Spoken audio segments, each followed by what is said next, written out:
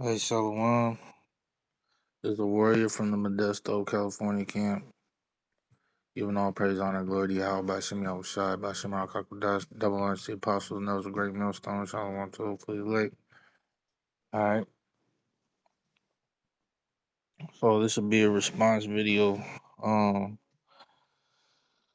Seen a couple, things coming up about Israelite foreigners, about, scattered Israelites.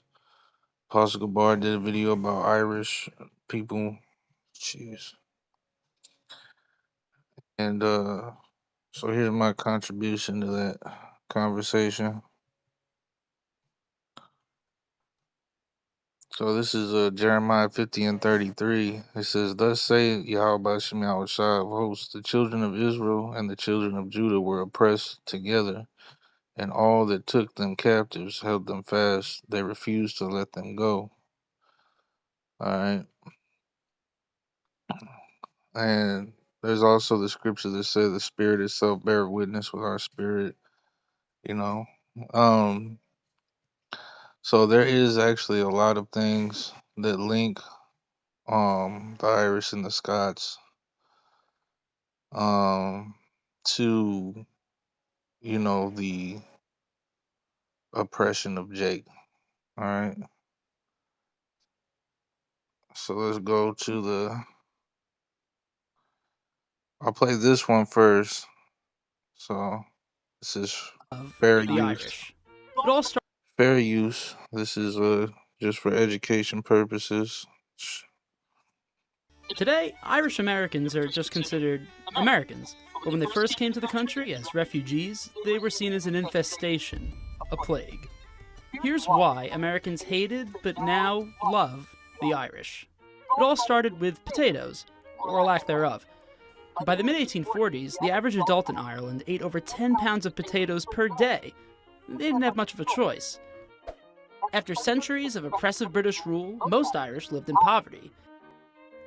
Yeah, so this a little inaccurate. The other video I'm gonna play is a lot more accurate. The 1840s and this mass immigration that happened in the 1840s, there was already uh Jake being sold off into slavery. There was wars going on between the British colonization and the Irish people that were trying to fight against it. Right? And you had in the 1600s the conquest of Cromwell, where he was basically trying to completely exterminate the Irish people. So there's more history there than what this Joker's bringing out, but I'm only playing this because there's a little bit of edification to be brought out in it. But this is an erroneous misrepresentation, if you ask me.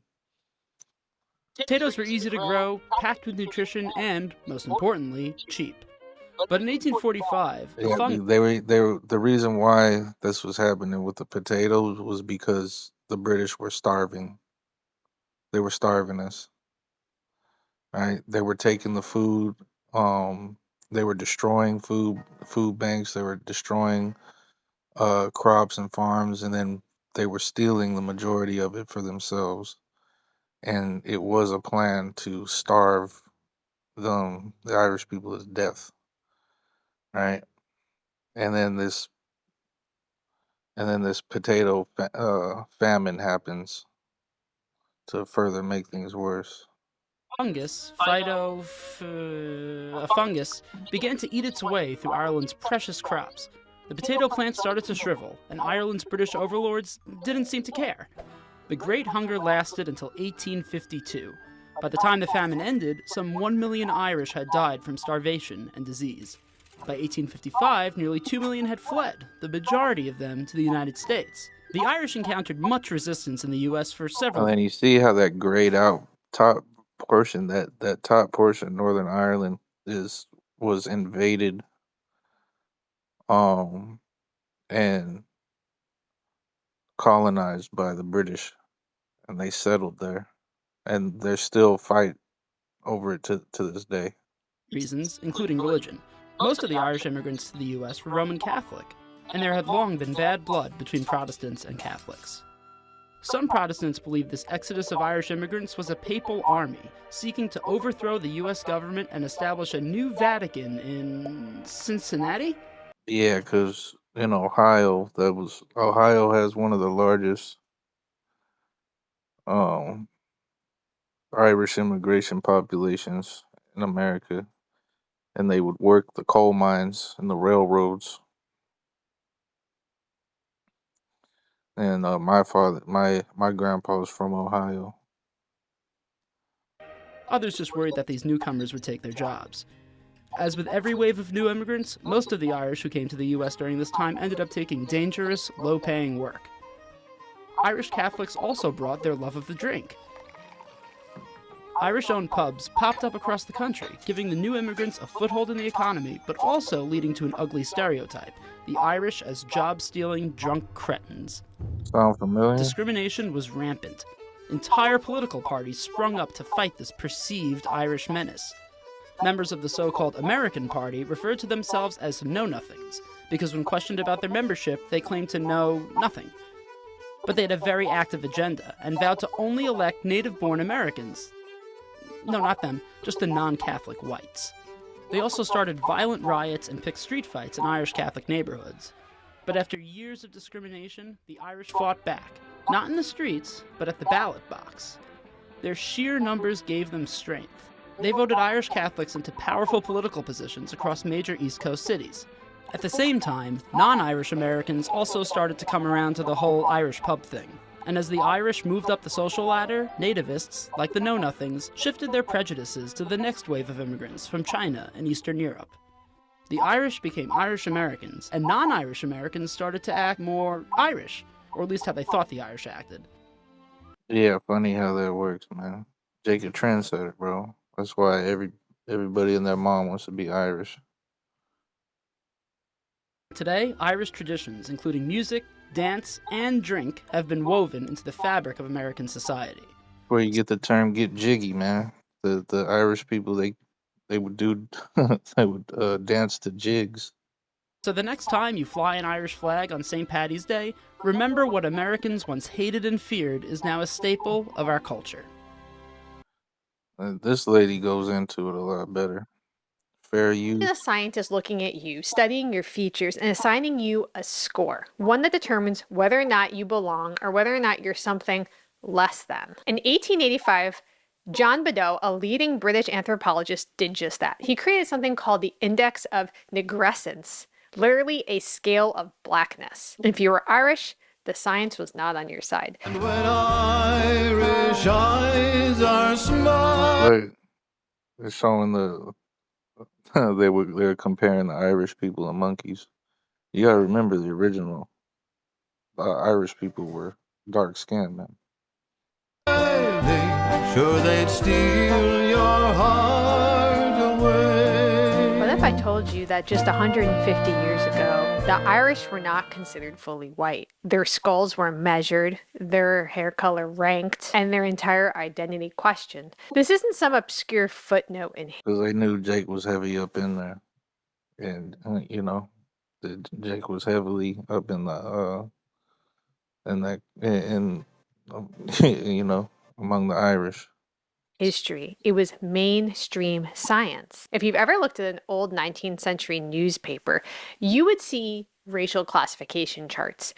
And you might expect to see prejudices at the time against African Americans or Brits with African ancestry.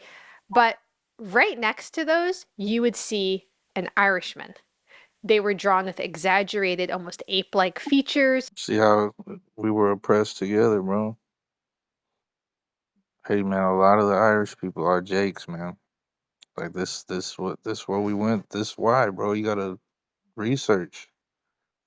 This is real. This actually went down.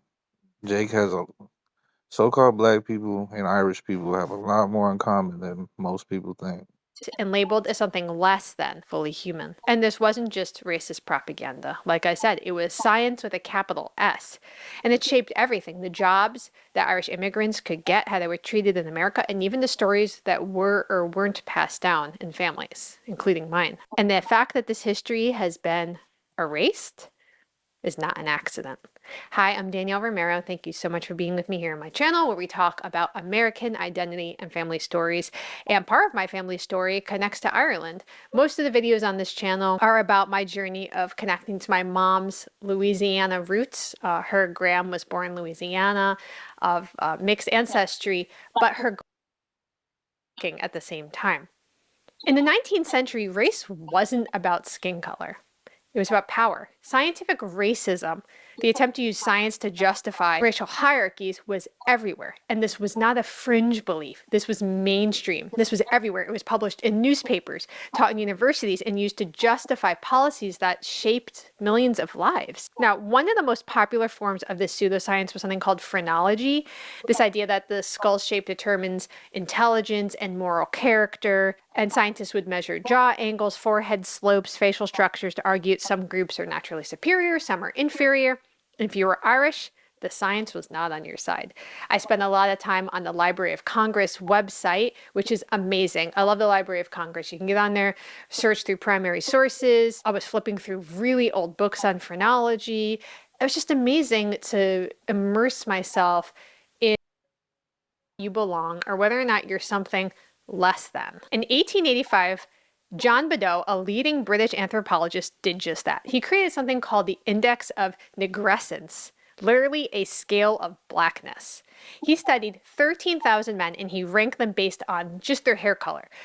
And this is how he assigned points. He said, if you have red hair or blonde hair, you get 1 point. If you have brown or chestnut, you're neutral. If you have dark hair, 1 point. Black hair, 2 points.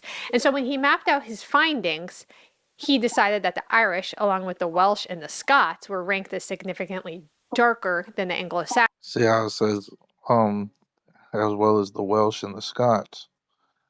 Shows you the Scots were going through the same thing. In his conclusion, the Irish weren't truly white, and they were a separate lower race than the Anglo-Saxons. They were more primitive, more emotional, and less capable of self-governance, which I think is Look at it's the same it's the same shit. It's the same propaganda used against Judah, bro. It's the same thing. Look at this. kind of like a real doozy to throw in there, right? So this wasn't just an academic theory. There were real world repercussions. This was used to You can't hear all this stuff and not make a spiritual connection. You know? justify discrimination. It shaped how the Irish were viewed in Britain, which is a massive history all on its own, right? And how they were treated in America, which is what we're going to get to. But if you think that sounds extreme, consider what Charles Kingsley, who was a well-respected historian and clergyman, read pastor, wrote after he visited Ireland. He said, quote, "I am haunted by the human chimpanzees I saw there in Ireland. But to see white chimpanzees is dreadful. If they were black, one would not feel it so much." He wasn't alone. British political cartoons, especially Punch magazine, regularly depicted the Irish with ape-like features, framing them as violent, animalistic, inferior, drunkards. But this wasn't just a British view. Nothing, I'm just enjoying this vivid display of Irish character. These ideas followed immigrants across the Atlantic Ocean. You see a lot of these political cartoons in America as well.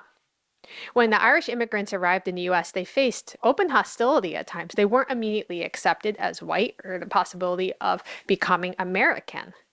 They were met with the "No Irish Need Apply" signs and job postings. I know there's been some discussion about whether or not that's real. It is most certainly real. I have a newspapers.com subscription, which is amazing, and you could search your old papers. In just a 2-second search, I was able to come up with a bunch of ads that said in them, like, don't apply if you're Irish. Just straight up don't. The Irish were portrayed in America as dangerous, criminal, lazy, and many Americans questioned whether the Irish were even fit for citizenship. There's a political cartoon I'm thinking of. I don't have it printed out, but I'll put it on the screen. Basically, it's Lady Liberty there. She's stirring this big pot. This is the American melting pot. And you see all these different people kind of being put in there. And they're all blending together, except there's one guy standing in the back that seems kind of out of control. I think he has his arms up in the air. He's yelling. He's pugnacious. He's not agreeable. He's not folding in, and he's Irish. And I think the caption says something to that effect of this is the one group that can't really become Americans. How amazing to hear that talk. When we talk about the Irish now, you wouldn't think of it as, oh, well, these No, guys can't really become Americans all immediately. these Edomites want to be Irish now. These Edomites, they want to be Irish. Every Edomite and their grandma's Irish, or has some type of Irish or Native American or some bullshit. They're as American as anyone, right? But that's not how they were perceived when they first came here. And many Irish immigrants distanced themselves from other marginalized groups to try to protect themselves, especially Black Americans. They did begin to align themselves politically with white Anglo-Saxon Protestants, even though most of them, like my family, were Catholic. My great-great-grandpa came over from Northern Ireland and he was Catholic, which is a whole history there. But the Irish did begin to adopt the language and the customs here, and the process wasn't immediate, but it did work. Another thing that I had read about was the Irish, especially in Boston, New York, which is where you find a lot of Irish Americans. So, as police officers, as firefighters, and kind of becoming foundational parts of the community, and that helped that identity shift as well. So, what is this? Anyways, you get the point.